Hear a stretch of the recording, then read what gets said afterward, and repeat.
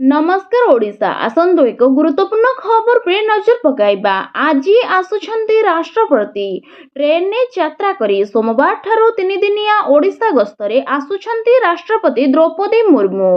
आज सकाळे राष्ट्रपति Bhubaneswar rail station नु ट्रेन ने ब्रह्मपुर रे पहुंचीबा परे सड़क पथरे गंजाम जिलार तप्तपाणी जाई मां कंदुणी देवी पीठरे दर्शन आलती एवं वृक्षरोपण कार्यक्रम रे जोग देबे।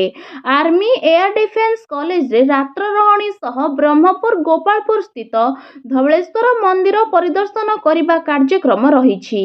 5 तारिख रे राष्ट्रपति ट्रेन जोगे भुवनेश्वर फेरिबा परे स्वतंत्र वायुसेना विमान रे नुआ दिल्ली अभिमुखे यात्रा करिवे। तेबे ब्लू बुक अनुसार राष्ट्रपति 3 रु 5 तारिख जाए भुवनेश्वर कटक और ब्रह्मपुर रे कड़ा सुरक्षा व्यवस्था करा जायछि। एही परिप्रेक्षी रे कमिशनरेट पुलिस पक्षरु रविवार अपराह्न रे विमान बंदररु लोकभवन एवं स्टेशन पर्यंत कारकेड रिहर्सल करा जायथिला। राष्ट्रपति सुरक्षा व्यवस्था रे एसपीजी एवं राज्य पुलिस रही थांती। तेणु एही कारकेड आम्बुलांस फायर गाड़ी मेडिकल टीम जामर गाड़ी आदि सामिल होइथिला। राष्ट्रपति गस्त रूट रे निर्धारित समय रे साधारण लोकों चलाचल बंद करा जिबाकू मध्य कुहा जायछि।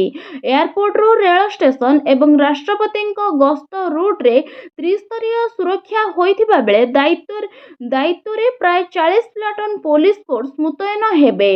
डीसीपी रैंक रो अधिकारी सह एसपी एवं एससीपी रैंक रो अधिकारी माने रूट और सुरक्षा व्यवस्था तदारख करिवे। राष्ट्रपति कारकेड रो movement route clearance traffic management और आपातकालीन परिस्थिति रे पुलिस रो प्रतिक्रिया सबु दिगो को नै रिहर्सल करा जाउछि।